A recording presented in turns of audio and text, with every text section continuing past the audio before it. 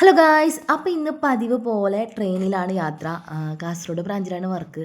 അപ്പോൾ ഇന്ന് ഏറ്റവും കൂടുതൽ സന്തോഷമുള്ളൊരു ദിവസമായിരുന്നു.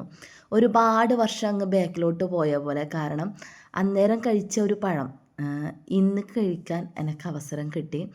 നമ്മൾ പോകുമ്പോൾ രണ്ടുപേരും ഒരുമിച്ചാണ് പോകുന്നത്. ഈ ട്രെയിൻ യാത്ര ഇപ്പോൾ ഒരു പുത്തരിയൊന്നുമല്ല കേട്ടോ. സാധാരണ ബസ്സിൽ പോകുന്ന അതേ ഫീലിംഗാണ് നമുക്ക്. വലിയ പേടിയോ കാര്യങ്ങളൊന്നുമില്ല. മുമ്പൊക്കെ ട്രെയിനിൽ പോകുമ്പോൾ ഭയങ്കര പേടിയായിരുന്നു.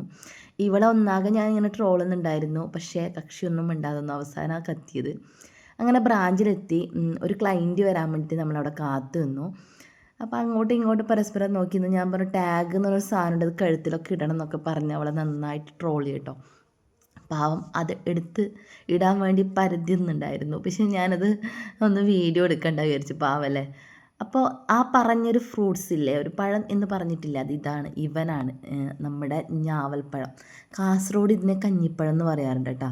പണ്ടൊക്കെ നമ്മൾ വീട്ടിൻ്റെ കുറച്ച് അങ്ങോട്ട് ഒരു ഉമ്മയുടെ വീട്ടിൽ ഇത് ഉണ്ടാവാറുണ്ട്. അമ്മമ്മേരൊന്നിച്ചെല്ലാം പോയിട്ട് ഇത് പറക്കി ഓരോ ഓർമ്മകളും ഇന്നും ഓർക്കുന്നുണ്ട് കേട്ടോ.